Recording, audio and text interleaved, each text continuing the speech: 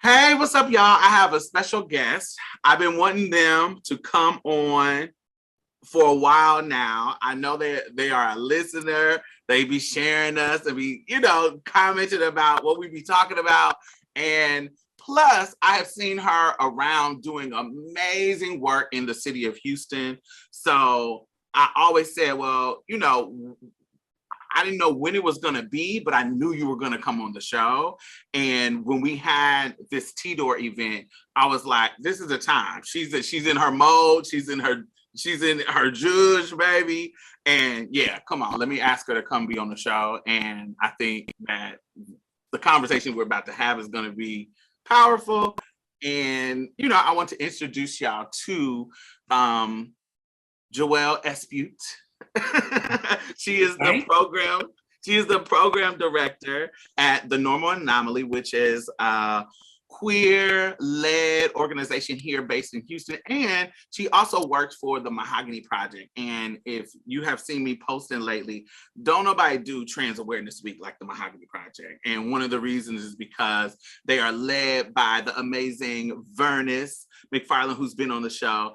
And Joelle is over there keeping it real and doing her thing when it comes to helping them get programs off the ground. So thank you, Joelle. Welcome. Thank you. I'm truly, truly honored. I love Marsha's Play, Diamond. I love you, everything that you all do. So I'm just truly honored to be here. So thank you for having me. Thank you. So we're just coming off of T-Door. And so I want to hear about your experience as a Black trans woman and this week and, past years when it comes to celebrating trans people. Let's start with the positive. What are your positive feelings when it comes to how we have shifted to having, a whole week, a day where we are talking about and centering trans people? I think the positives are the growing visibility and the growing representation. I've been working with the Mahogany Project for going on 3 years. So T-Door is actually my anniversary of working with the Mahogany Project. So I've been working with them for 3 years, and what I've been seeing is just the growing visibility within community, with allies. It's been beautiful, the way that it's been growing.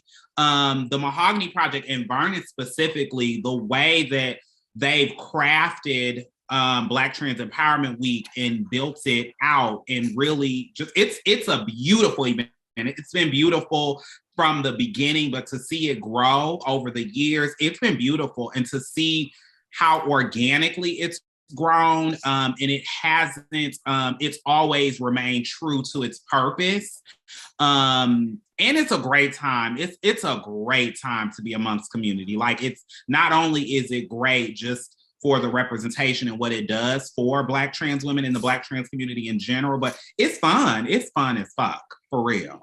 What I love about it, and I love when shit is Black and queer as fuck. when there is when there isn't that pretense and that kind of stuffiness, where it's still beautiful and it's still exquisite. It still has that grand feeling, but it also still has that down home in the backyard. You might put, if some spades got played, you wouldn't feel no kind of way.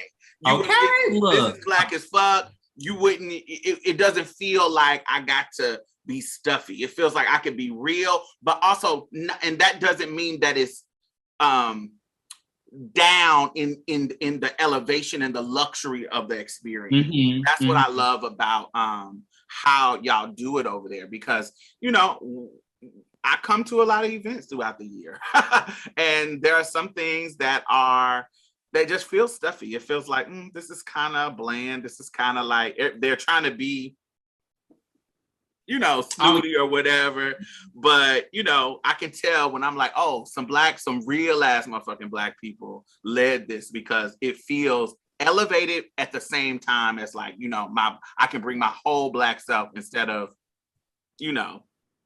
And I definitely think that that's the beauty in it. And that's why I continue to engage and do this work, because I can show up as my full authentic self and there isn't any issues or qualms. Like it's encouraged, it's, you know, I'm uplifted to really show up in all of my Blackness, my transness, my queerness, my femness. And it's celebrated, and it's truly a beautiful thing. Yeah, so this week, the two events that I went to the Dear Marsha event, which was like a very sophisticated, elevated talent show for queer folks. And it was at this amazing theater. What's the name of the theater? I can't remember. Is it Goody? It might be it starts with a G though. I can't remember. Yeah, I can't remember exactly what it is, but it was really nice. Like it just was a nice location. We started off with wine and cupcakes, and we were like in a room just kind of mingling, and they had people serving us wine and cupcake. It was so laid back and chill, but still classy. And then we went into the space where it was seats all around, and then in the middle of the quote unquote stage was lined with roses and flowers and rose petals, and you know, everybody was performing in the middle of that. It was very ritualistic, but very, very, very sleek and chic and just really, really cute. And we had some great performers. We had some great performers, and we had some performers that sucked, but we showed them our love. We made them confident. You suck with glory. That's good. They a little rusty coming out because we in the pandemic, but you know, it gotta be some way. It gotta be balanced some way. Exactly. So, but we did have some really, really great artists, and I was like, oh, some of y'all is like, you know, artists, baby. And I can tell the only reason why y'all not famous is because y'all queer. that part. Because y'all got the talent. So I went to that, and then on Sunday there was the trans empowerment brunch, and that was gorgeous. There were pink roses all over the tables. That we had brunch with, you know, breakfast food, lunch food. We had cocktails and cupcakes again, made by the amazing Angela Felipe. I think that's how you say her name, Felipe. And Angel. And you know, it was when Mahogany Project gives out their awards. And last year we got an award, which was so cute, Marsha's Play. And I was like, oh my God, it was the Ally Award. I didn't understand the Ally because, honey, all of us is trans. But I was like, as far as, you know, showing everybody in the community love, we do that on our show. So I was like, well, whatever award we get in, I live, especially from. Definitely, because I can speak to that. So I can speak to the ally piece because I was championing y'all. What really when we were talking about thinking outside the box of awarding people within our community, and I was like, well, if we're thinking about outside the box of, you know, because for me, it was either Ally or Marsha's Play Person of the Year. But I was like, in thinking of Ally, like really your show, it uplifts and it supports the community through advocacy, through education, through being unapologetic. And I was like, it was allyship in a not what people would think, but I'm like, you know, I'm such a fan of the show, and it was like, well, y'all was gonna get an award anyway. I was like, we just gotta make it make sense. Let me make the story like, but y'all were getting an award last year. And we lived. we live. And so it was a new year, and so they were giving out a new batch of awards. And you know what I love about it, it's not just queer people that's getting awards. It's people who, you know, just support us throughout the years. This year, Verna's mother, who has been an advocate in Houston for decades, just helping children, helping queer children, being surrogate mothers to multiple communities across the city of Houston. I think, you know, that kind of out the box thinking and how people show up for people in the world, and you know, really laying out her legacy, not only in the straight community, but in the queer community, how this one woman can step out and say, I'm going to help whoever, and I'm going to be there for whoever. And it just leaves a legacy of people out here doing community work. And I thought that was beautiful. When we think about Angel, you know, her always showing up, baby. Every event, there's some delicious cupcakes that she's baking in the kitchen, baking for us to have something delicious. And then, what was the girl in the orange? In the blazer? Yeah, the blazer. Crystal. Another ally. I see her all the time. I had met her before, but I see her all the time in support. So she actually, the first time I met you, when we sat on the panel, I think it was a couple of years ago, Crystal actually, that was probably around the first time that I met her, and she spoke so highly of Marsha's plate.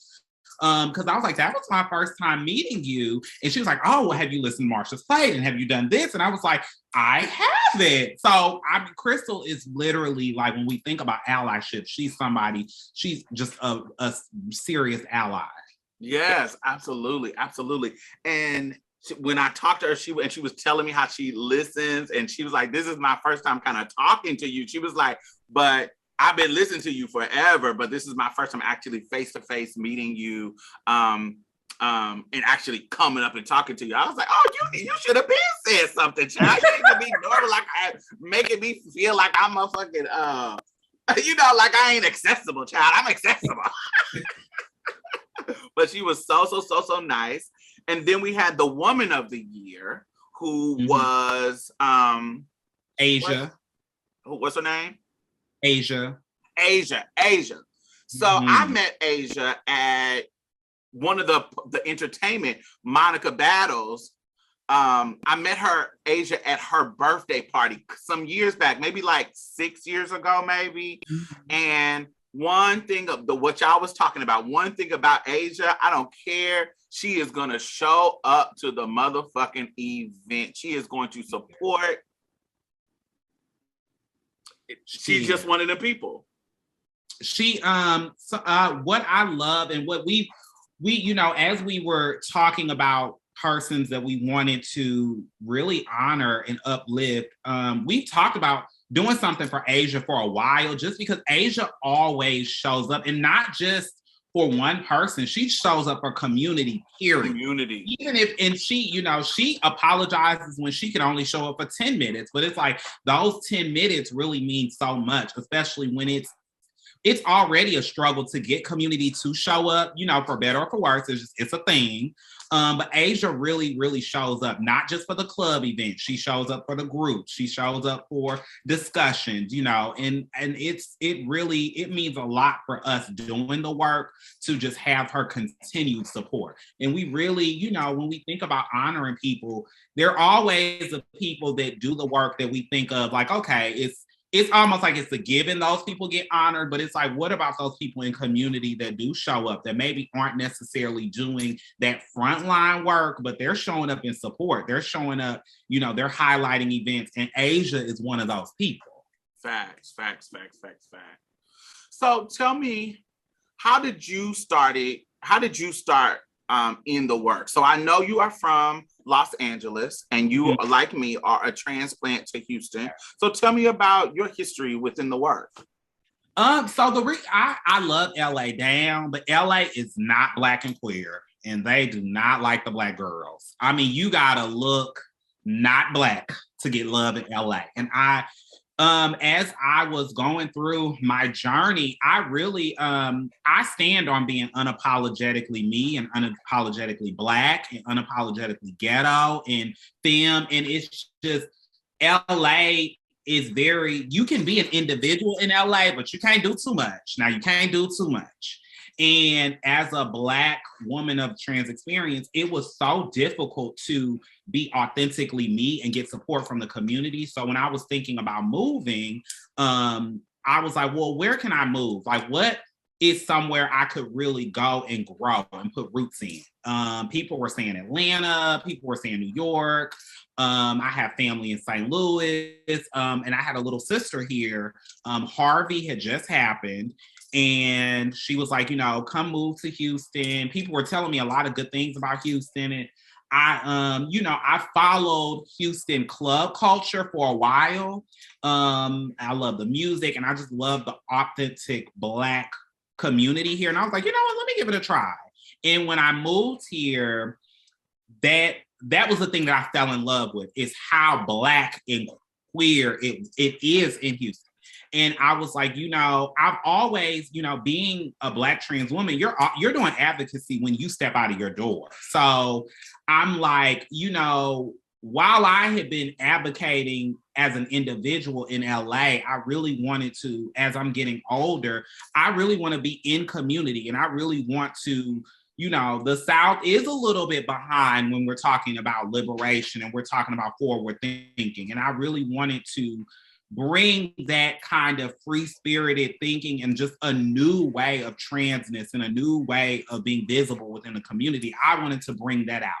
And I was like, I'm willing to do the work. I'm willing to start from the ground. And, I think that the Mahogany Project opportunity came at the right time, because I was really craving to do the work, and I was craving a sense of community.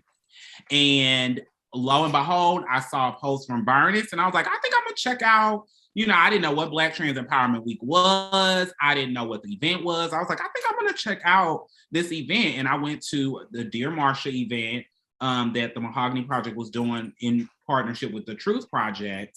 I believe so. I think so. But I met SOSU, and I just instantly became a part of the community. And it made me want to do the work more and more.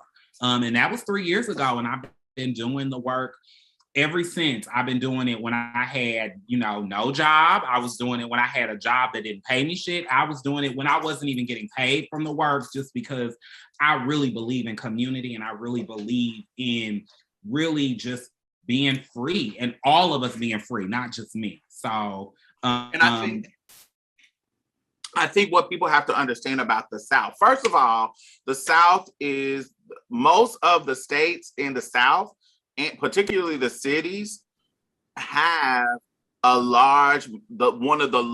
of the largest percentages of Black people in America. Mm-hmm. When it goes to state by state, we usually have a large percentage of Black people, more than some of these places like up north and da-da-da. I think DC is one of the only ones that are like, a large percentage of Black. But when it comes to the South, state by state, we have a huge percentage of Black people. And so when you come here, particularly to the cities, you are going to find a thriving culture of Black people. When I came down here, it was Black as fuck. Like, it was, now mind you, it's gonna be segregated. Now, when you go to these up north motherfucking places, it's gonna be multicultural, and it's gonna be mixed, and everybody gonna be with everybody, da. But when you come to the South, because of the stickiness of racism and the history of all that shit, not that they're not every place else, but how it has manifested in the South, a lot of our cultures are separated. So you're going to have the Black lesbian club. You're going to have the Black gay male club. You're going to have the place where all the trans Black girls hang out. Then where all the trans white girls hang out. You're going to have all these kind of segregation and separation of the people. And because this is a huge city, those sectors are going to make enough money to thrive. So like in Indianapolis, we didn't have such a big community where we could have them multiple clubs of different sectors of people. We all had to hang out at the same spot, or nobody was going to make no money. So we all, when it comes to the club scene. So here, when I first came here back in 2007, Big Yo's was popping. That's when she was on Commerce. Bartini's was popping. The Normal Anomaly had an event on Monday on that kind of popped it off, and it was like awards. It was the Mark Awards, where they was giving it some of these Houston icons, and everything that they talked about.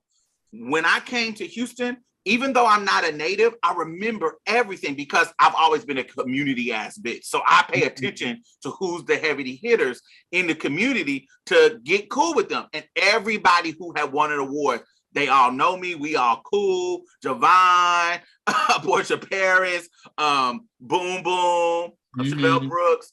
You get what I'm saying? Those people. Only one I didn't really know was the Randy. I knew of him, but I hadn't got to know him yet because he was kind of not getting out of community, but he was a little older by the time I came, and so he wasn't in the circles that I was in at the time.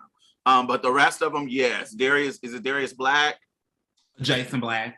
Yeah, Jason Black. So all those people I knew, and we had I had run across them, and so. All them clubs, Martinis, Big Yo's, 2020 at the time. I was like, damn, like this, I ain't never seen a city like this where it is just a full, thriving, robust queer community where you can go to after parties, you can go to, you know what I'm saying? It just was a whole different thing. We had Splash, we had our own Black Pride. I didn't, in Indianapolis, we didn't have all that shit. And so it was a smaller city. So we didn't have those kind of separation. We was all lumped together just as a whole LGBT community. And so I knew when I came here, I fell in love and I knew I wasn't going to want to move. And that's why I've been here for fucking literally November the 15th is my 14-year anniversary here in Houston. Oh, okay. 14 years. Okay. Yeah, so I fully saw the potential in what I wanted to do here and what I wanted to be a part of. And that's why I couldn't live anywhere else. Cause I'm like, this city is Black as fuck. And people, Texas gives us a bad rap, but Houston and Dallas are great cities to live in for Black people. It just really is. They are. They definitely are. I definitely agree. I see the potential and I see what Houston can be. I mean, it's gonna take work, but I see it. I see it. And I think living it in other places, but not having it be Black, and then even experiencing it on a little level here, I'm like, no, this could be so much bigger. Like it can really be a thing. And that's literally what keeps me going. What is your vision for the next 5 years for yourself and what other people, what the organization you work for now are doing in regards to community? I think, I feel like just within the last year, it's been a game changer, and I wouldn't have even imagined just being this far and doing everything that we've done. I definitely just see my vision is to create safer spaces. This seems really, Diamond, you will get it, but I don't know if people will get it, but creating safe spaces that are not femme-phobic and anti-femme. And like that really... Or predatory shit. Or predatory. And not even just predatory amongst the girls, but predatory amongst the Black queer men. Really creating a safe space for community to be safe, to be vulnerable, and to really just be in their journey and be in wherever they are and be okay and just express it how they want and not have to be a representative or be, who they feel like they need to be because of whatever Black queerness tells them they need to be. And that could be creating more art-centered spaces that aren't clubs, or creating more cultured, nuanced spaces, creating different things for community, different events, different types of events, and just continuing to uplift and bring visibility to community. I don't know what that looks like because I feel like it's such a abstract thing, and I'm so open because I don't necessarily want to say anything concrete because I don't know. It could definitely change, but I definitely see that. I just want to continue because any space that I go into, 9 times out of 10, it's not femme. It's very femme-phobic. It's not friendly. They don't have the girls there. So I'm like, okay, well, y'all don't have no choice but to accept me, and it's gonna have to be safe. So we're either gonna do this the easy way or the hard way.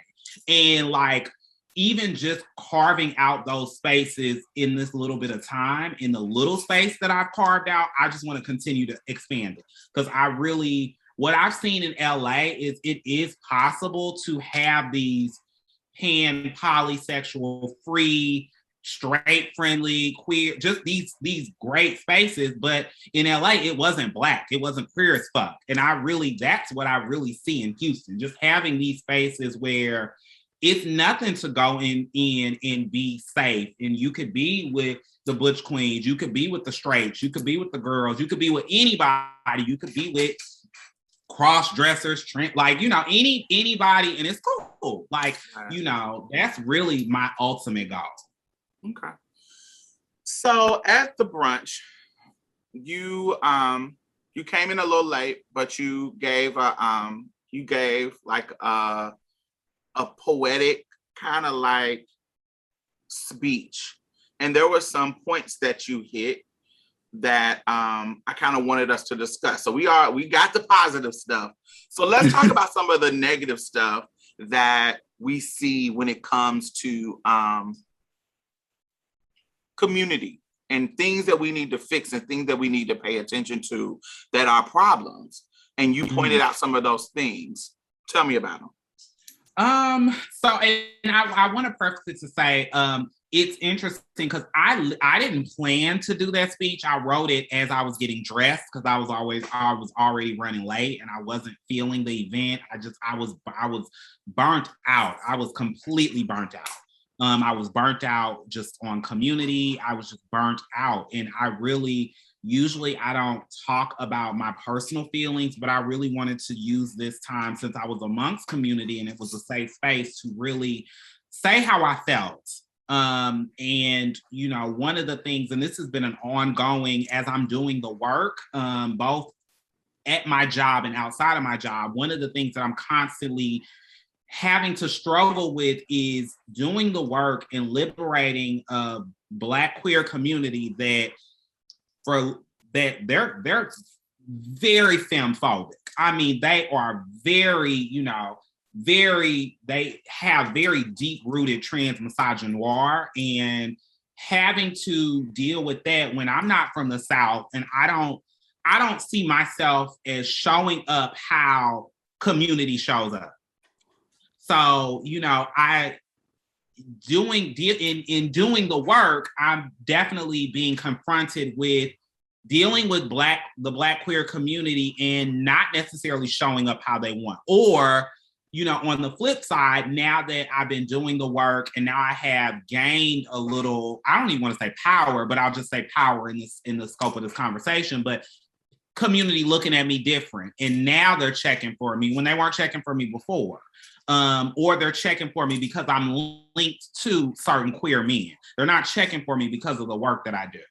And it's a constant struggle because I hate toxic masculinity. I'm very, I fight against it. It's been an ongoing thing, and it's something that I always have an issue with, and I want to talk about and address, but it's kind of the elephant in the room that the community just does not address. They just, it's one of those things where it's like tradition. It is what it is. So it's talks that we have at work constantly. And I feel like as I'm moving through community and doing the work more and more, it's a conversation that I want to open up, and not just for myself, but for just the girls in general and just community in general. Because it doesn't just affect us, it affects all of us. Just the stigma of being femme and just being able to express how you are and just in an authentic sense. But even that, and just also the pressure to show up and present. A lot of times the harshest criticism and the harshest feedback that I've gotten about my appearance has been from Black queer persons, but it's always been from other Black trans women. Always. Like what? So I was actually at an event for the Mahogany Project. I spoke on a panel, and a friend of a friend came up to me and she said, and I had met her before, but she said, you know what? She was like, you are gonna be a bad bitch someday. You know, if you just get a little bit of this done and a little bit of that, and get some titties. And I was like, okay. We were in mixed company. So I was like, okay. And I was like, well, I thank you for that. But, I'm kind of doing my thing. And I appreciate that. And then, and then we got to talking, and she had, and I'm not trying to even, not even trying to be tit for tat, but she had just started her journey and already had work done. And I'm talking about 6 months in. And not to say that there is a right way to do the journey, but I've been trans for 15 plus years. So I'm doing my thing how I'm doing it, and I don't knock how anybody does their journey, but and that's not the first time that a woman has said that to me about my appearance, about how I can be if I do something. And I think it's interesting, and I think what we can be so much farther as a community, but we are still subscribing to these cis white het patriarchal standards. Like, we are still subscribing to the binary, and Sunday I was on a good one, and y'all called me on a good day, because I was just like, I just want to let it out, all of that frustration. And so I thought I thought it moved me. It made me feel like there's an honesty, there's a vulnerability, there's an honesty to it, because there is a way that you show up in, like you said, bitch, I may not, to your eyes, I may look like my transition is new because I haven't got all these markers that you probably in your mind, these check boxes. Oh, do she got titties? Is she on moans? Is she da da da da da da? Is her hair this long? Is her makeup like this? And da da da da da da. I might not have all these boxes checked, but bitch, I may look young in my transition or early in my transition to you, but bitch, I'm 15 years in, probably longer than you, bitch. Mm-hmm. And so, my experience, my look may not be up to your standards, but I look good to me. I feel good to me. And so, but I still have lived this life long enough to have the experiences of the type of woman that I am, probably more than you, while you're trying to judge me on my looks. And so I have seen this a lot. I have seen this in, watching it play out. I've never been the type of person who had the guts to come up to somebody and say, yo, whatever you got going on, that's not ever been me. I'm not, that would make me uncomfortable to do that. Now, if you come ask me, that's a whole different scenario, because you're asking me for my advice and my opinion. But I feel like now, 2021, there's so much information out here to get things done, to do this and that. If a person doesn't have them done, it's by choice, unless we're including like monetary stuff. But, or they know the pathway to get there. And so it would be kind of pretentious of me, or arrogant for me to think that if this woman don't got no breast and she's in community, at least if they knew you've been in at least 3 years, you think she don't know how to get implants if she want to get them? You think she don't know how to, get on, do whatever? She knows how to do that. So clearly, obvious, however she wants to present is however she wants to present. Mm-hmm. And like you said, there isn't an investment in this is the way that we are supposed to present as women. And usually that standard is to be as passable as you can possibly be. And that kind of pressure leads to a crazy motherfucker like me at 18 going to let some bitch pump her in the face with some bullshit. Pump me in the titties with some bullshit because I want to be this passable person. That leads to, people going through these extreme routes to try to get to this level of perfection. And it doesn't work. It doesn't make us feel good in regards to you telling me this or that pressure leading to that. And that's the same thing with women cisgender women, you know. Because my journey, I wasn't around a lot of trans women. I was around a lot of cis women. I was around a lot of white cis women. My best friends are Black, but I was around a lot of white cis women. And white cis women, they don't care how they look, and the men don't care how they look. They be looking any kind of way. But cis women look any kind of way. So I'm just like, oh, okay. So I don't have to be super hyper femme to embrace my womanhood. And it was it took me. It's a specific type of cis woman that cares about their look. Because, you know, you got the ones that get implants, you got the ones that get pumped, you got the ones that want to be hyper femme. But there is a particular type of cis woman that is, you know, more homely, more plain, particularly if you come in the South. Now, when you get to New York and you get to, you know, LA, there are those type of girls that are like, extremely hyper. They get, you know, them Kim Kardashians, them, you know what I'm saying, them people that live in these bigger cities that have access and money to get these surgeries, to get their nose done, to get, you know, this sucked out, this tucked here, da. They care, but there is a total opposite of that where, you know, the homely girl that don't barely wear makeup, don't want to, you know, they just kind of just doing their thing. Mm-hmm. Yes, there's different types of one, but yes, we definitely are all.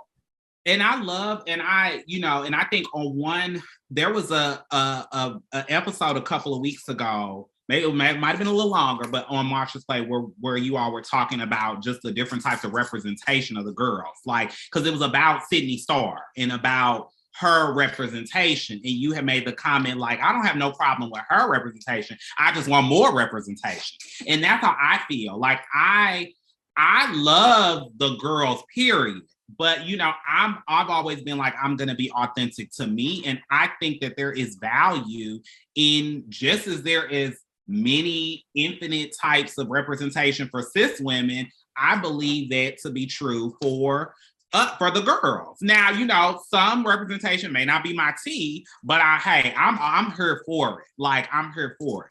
And I think that just this pressure in the South to show up, and just if you don't show up a certain way, how the community can make you almost invisible if you don't have a sort of collateral that they deem like, okay, it doesn't matter because you have something that is valuable. But it's a lot. It's a lot. And, you know, I spoke about just being like, you know, being the butch queens and the gay boys, you know, they're hag, their toy, you know, they Barbie. And it's just like, you know, I really was, you know, speaking to that, and just overall, just speaking to the constant, we walk out the door and we are instantly having to fight 1,000 battles. And a lot of times the community that we support, that we are mothering and uplifting and, you know, taking care of, they don't have our back in the battles, or, you know, they don't think of the battles as serious as they really are. And then as far as like the butch queen and being their hag and their Barbie, particularly in the South and in the work, we are coming from an age where, first of all, the funding is very, very scarce in the South. All the money goes to the East Coast and the West Coast, Northeast and West Coast, all together, LA, da. In the South, we don't get a lot of the funding. Mm-hmm. And so there is a shift happening where we're getting a little bit of funding, and there's a shift happening where we're shifting from HIV hasn't been cured, but we have come a long way with HIV when it comes to, you know, getting on PrEP and suppressing people who are going around undetectable, also not being able to spread it. We're in a whole different era than we were in the 90s when it comes to HIV. So funding and money with nonprofit stuff, a lot of that funding was in HIV work, and that was spearheaded by queer men. Mm-hmm. And so now that gay marriage is passed, AIDS and HIV is kind of like, you know, not really that much of hot button topics anymore. It kind of has died down when it comes to the funding. Now trans issues are oh my God, we got to get this trans coin. So these queer male-led organizations are scrambling to do trans programming, but they also are scrambling to decenter themselves. And, so sometimes you'll see these events where they'll use the money. This is supposed to be a trans event, and honey, we celebrate a lot of butch queens. Or you'll have one or two people on the list as trans, but then it's butch queens that you're using this money to celebrate. And so we got to make sure that we are learning to make sure that if you're getting funding for trans people, that is going towards trans liberation. And because I'm seeing that a lot in the work that we see around the country, but I'm more invested in the South because I live in the South. And so I'm seeing that kind of shift happening where we're seeing people kind of scrambling for funds. Everybody's operating from a place of scarcity, trying to get funds. And so they're trying to open up all these programs for trans people, writing the grants that they need to write to try to get these trans funds. But they're not trusting in trans leadership. Yes, they have us down doing the research, doing the outreach, doing the stuff on the ground levels, but they're not giving us these big salaries. They're not giving us these big positions. And the girls who are in the positions of like ED, like myself, a couple of EDs around the country, we gotta tap dance. We gotta do so much shit that other motherfuckers just do not have to do just to get some funding to do what we need to do to make it happen. It's very, very difficult out here for trans-led organizations. And so I totally understand what you're saying when it comes to, you got to be on side of somebody to get any kind of recognition. That's what it feels like. It definitely feels like that. Because I mean, even me I've been doing the work and I've been behind the scenes doing it, but I've been doing the work for a couple of years. And even just because of where I work and because of who my boss is, now people are checking for me. And I don't care if people check for me or not, because I'm just doing the work and I'm minding my business. I'm too old for that. But it's interesting, the shift in how people, if this was last year, you didn't care what I was doing, even though I was still doing the same work and I was still doing the same type of work. But now, that I may have a little bit of social capital in terms of community, now it's a different story.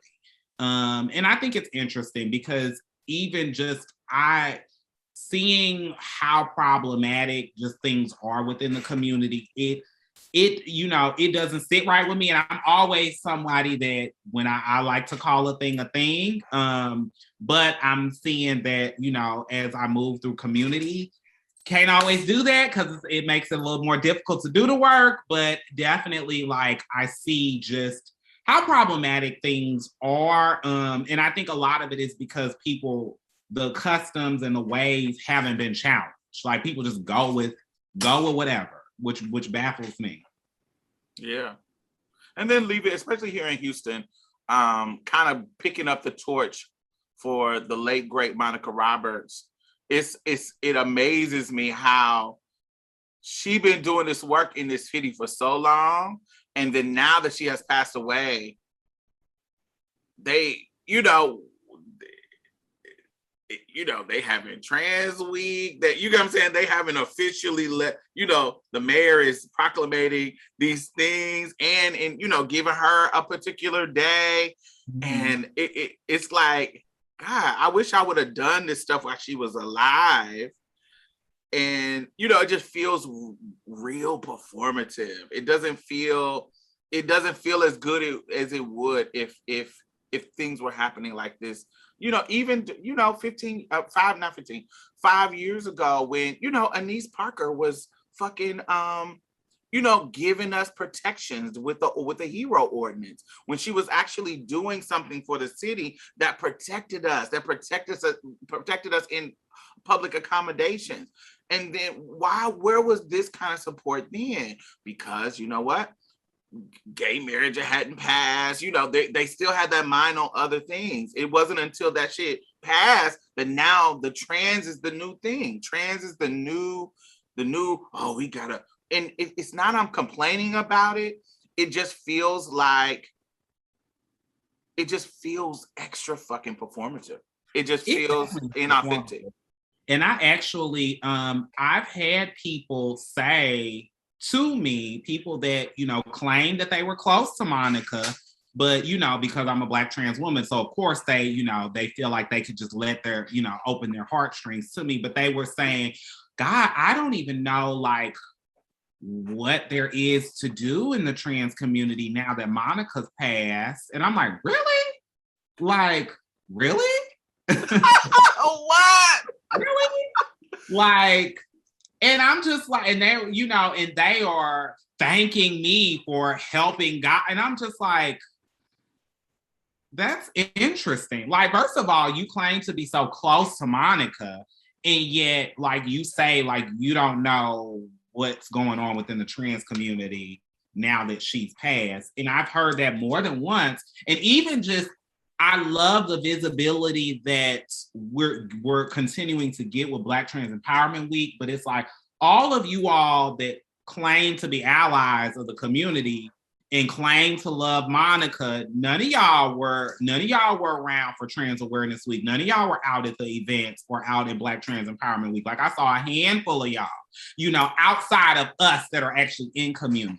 So I think that it's definitely performative. It's like, yeah, we're getting the proclamations and we're, you know, y'all are making the cute posts, but y'all aren't showing up. Y'all ain't giving us the money. You know, like, where is that? Like, where is that? Wait. I have been doing a GoFundMe for about a couple of months now for exactly what you described earlier, as far as having a creative space that's safe for us. I literally have had a GoFundMe going for the longest, and and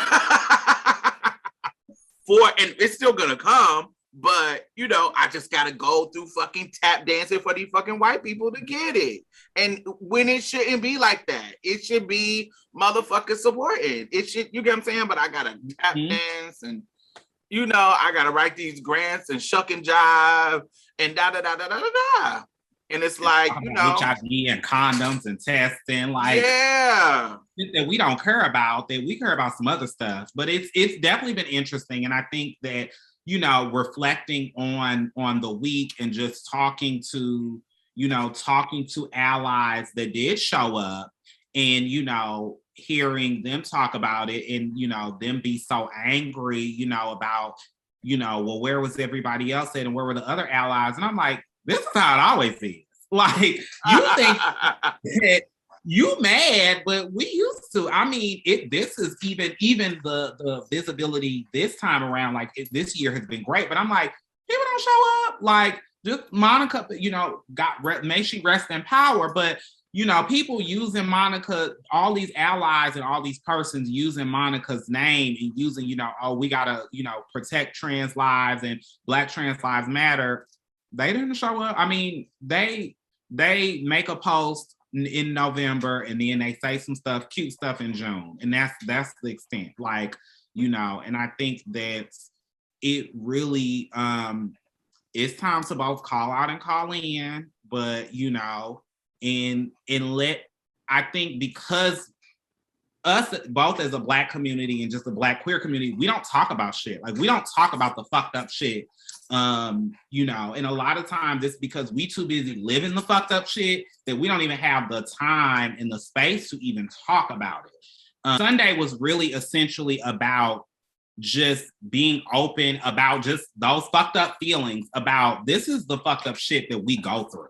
Honestly, like, this is the real. I think that so much of the time we're too busy living the fucked up shit that we don't go through it. Like, we're not able to voice it. And Sunday was really about voicing it. And I didn't know what I was gonna write, because I literally was writing it as I was getting dressed and doing my makeup, and I didn't even read through it or proofread it or anything. And when I said it, like, I didn't even realize who was in the room. Like, I just said it. I saw you, Diamond.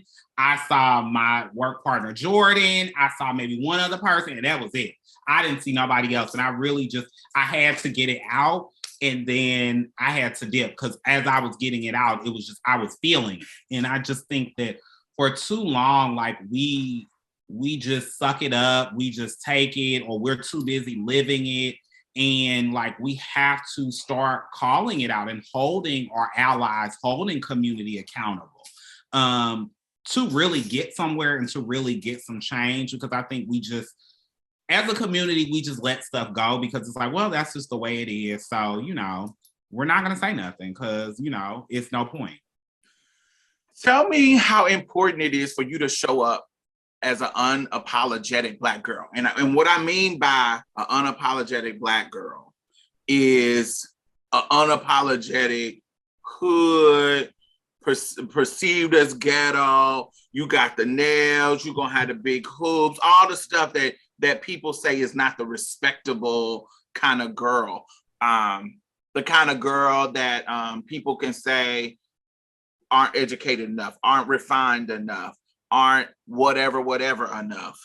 Tell me, why is it so important for you to not conform to that and show up as your authentic self, how the Black girl that you want to show up as? For me, what I started transitioning, I think at 18, 19. And the reason that it even took me that long was because I didn't see anybody that looked like me. I didn't see anybody that I identified with. The first person that I saw that I kind of identified with was Amaya Scott. And I was like, she's beautiful, she's gorgeous, but I don't know what I am going to be. And I think that in living in LA, the one thing that I got to experience was a safe space where you could essentially show up however you wanted, regardless. You could show up, you could make mistakes, you could show up, you know, one way and then the next day show up another. And it gave me kind of the freedom to play with my identity, play with my expression. And so working in the fashion industry, I was able to go to work, however. I could go to work in Nikes and, you know, a baseball cap and some, you know, coochie cutter shorts. I was in a white, straight, cishet. I was in a room full of white, cishet men. And, you know, I would have them all invalidate me, tell me, you know, I was ghetto. I didn't know what I was doing. I wasn't worth shit. You know, I couldn't do my job. And I didn't have community there. All I had was myself. And I had to keep going because I didn't have a choice. I had to keep going for the hood Black girls that couldn't even get to the boardroom, for the hood Black girls that were on the ground level and the factory workers and everybody. I had to keep going because I don't see myself in the boardroom. I always see myself as that hood Black girl. I just feel like I just got the opportunity, but I always have always had my roots in, I'm just a round the way girl. I'm just a hood girl. And for me, being authentically me and showing up how I feel, I do it for the 15-year-old genderqueer boy inside who didn't have the language and couldn't show up how they wanted to show up. And I do it because, you know, I know that somewhere there's a girl who is a little banshee, is a little hood, you know, she doesn't feel confident rocking, you know, sweats and a crop top and some Nikes and some nails, you know, because that's not what she's taught that you're supposed to be when you're a femme girl. And for me, I want to being authentic is shaking shit up and just having fun with identity. I think that it's supposed to be fun. And I feel like being authentically me helps in not just personal liberation, but the liberation of community, because I want to be able to give license to everybody else to be authentically them. I don't, you know, I want to me showing up, you know, if it's an event and I want to show up, or just anything, if I want to show up in some Nikes and some sweats and a crop top looking like 2003 Sierra, that's what I'm gonna do. Or like, you know, I've always kept my nails, I've always kept my hoops, because that's me. You're gonna always get me, whether you like it or not. And I've always held that belief that what's for me is gonna be for me, regardless of how I show up and how I present. And if I have to compromise myself or how I show up, I can't do it. Like, and I won't do it. And if that means I have to lose on something, then I lose, or it's not a loss. But just showing up for me, I show up for myself, because, you know, that 15-year-old inside who couldn't show up as himself, who couldn't, you know, wear the femme clothes that they wanted to, who couldn't wear the nails, who couldn't, you know, wear the makeup. Like, that's who I show up for every day. Yeah, I don't feel like my style is real bangy. You know, my style, I don't want to say it's conservative either. I don't know. I don't have a bangy style, but I do have a bangy personality sometimes. And so, you know, I think that my personality is where I'm more like, I'm gonna show up. I'm not gonna code switch. I'm not gonna try to talk different. I'm gonna talk however I was raised to talk. It's really that I think I'm bucking against the system with. Like, when I'm on panels, you're not gonna get a person that doesn't cuss. You're not gonna get a person that doesn't use slang. You're not gonna get a person that's gonna be trying to use this tone of voice that is more respectable. I'm gonna speak exactly. Anytime you see me on a fucking panel, you're gonna hear me the same way you hear me on Marsha's plate, the same way you hear me if we're sitting talking about something serious at a dinner table, the same wherever you hear me. How I talk to my brother, how I talk to only time I'm gonna change my voice is probably like if I'm in the company and comfort of a man. He might get a little a little tenderness, a little bit. I might be giving him a little, you know, soft and demure. But when it's my regular self and I'm at work and I'm, you know, and I'm in community, I'm not gonna be any different. I'm not gonna try to change my voice, change how I talk. I'm gonna just be me. And I don't want to show up in any kind of way. So I don't feel like my style in my gender expression is quite, you know, ghetto. I think it's very, you know, auntie, fashionable auntie. You get what I'm saying? But I don't think it's like ghetto in that way. But I have heard that my personality can be ghetto in some ways, and I don't try to change that. I wanna be that. I want you to know I'm a Black girl from the hood. I'm a Black girl who didn't grow up going to these in where I'm from, they were township schools, these kind of like, you know, where people were called white schools, this, you know, where it was predominantly white people and it was a certain way. And the Black people from those schools kind of gave you that kind of whitewash kind of, you know, I was only around white people growing up, so I had to act like this. But I also knew how to talk. I knew how to speak proper English, even within my ghetto ass voice. I knew how to fucking quote unquote master the fucking white man's language. I knew how to talk. When I go into an interview, I know how to talk, and I know how to talk in it without switching up. I can be me and still sell myself and sell my personality. I learned a way to do that without switching my tone. And you know what I'm saying? Where back in the day, you know, when I was younger, I used to think that I had to do that. But I had an aunt who would do it so often that it got on my fucking nerves. Like, it don't matter where we was. If we could be pumping gas, we could be at Walmart, it could be just random people. When she was talking to white people, her fucking tone, she will put on her white woman telephone voice, baby. Like look, I know. And it annoyed me. And I was like, is that how Black folks sound when they do that? And it would annoy me. So this is probably when I was like 17 or 18. And she still does it. and she puts on this Southern Belle white woman voice, and she only do it around white people. And she come from rural Mississippi, so you know what I'm saying, I understand. And she's of a certain age, she's like 55, and she, you know, she's in her mid 50s, and so she, you know, she comes from a different era where that was, you know, that may have been a thing. But I knew at 18, 17, 18, when we were hanging around each other, I don't want to be that. Fuck these white people. I don't want to be that. And I want to talk how I want to talk. Now, that don't mean I'm going to be, you know, I'm going to speak how I want to speak, but I'm also feel like I'm talking regular. You ain't never going to be like, oh, you know how, because especially like those kind of bougie ass black folks, they'd be like, oh, so I'm acting white because I'm speaking proper English. No, that's not what the fuck we talking about. You know what the fuck we mean when we say you talking white. Motherfucker, you know what the fuck we mean.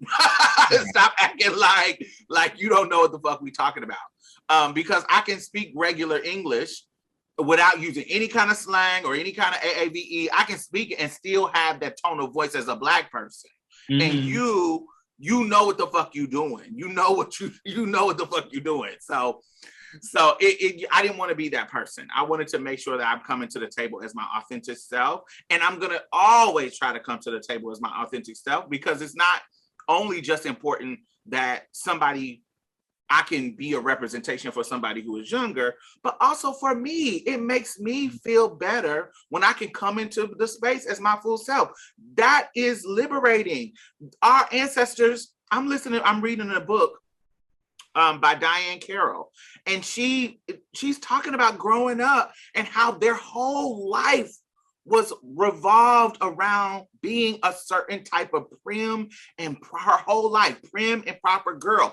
Did it give her opportunities in a time? Absolutely. She was a fucking refined pretty black girl.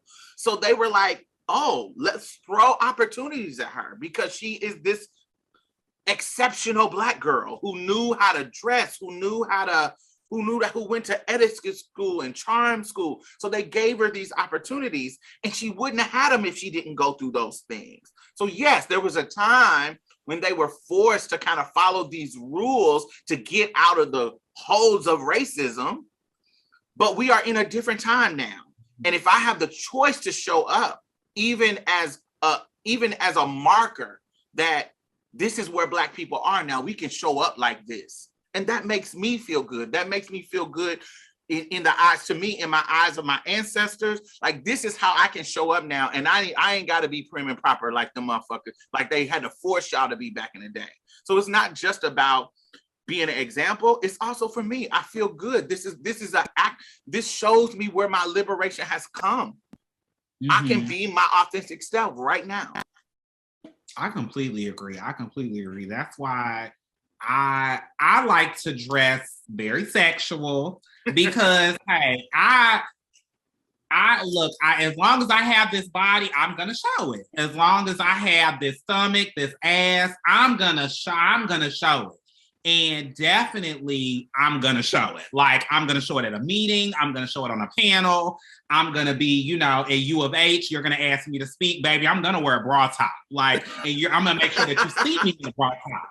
And and that's because you already know, if Joelle is coming, this is what you're gonna get. And if you didn't know, then hey, this might be the only chance I got, but hey, it's gonna be what it's gonna be. Because for me, like, if it's one thing, I'm gonna show this ass and I'm gonna show this stomach, because I mean, I feel like why the hell not? Why the hell not? Like, why the hell not? That is what I'm talking about. Well, Joelle, I want to thank you for joining me. You definitely got to come back. You definitely got to be a guest again. I am so inspired when I see the work that you're doing in the city. I try to, when my schedule allows me, I try to show up to everything that y'all do. It is just a joy to be a part of the Houston community. And I'm so glad that you are part of that fabric with me.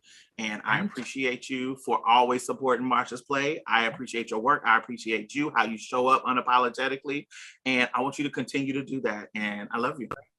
Thank you. Thank you. That means so much. I respect you, Diamond.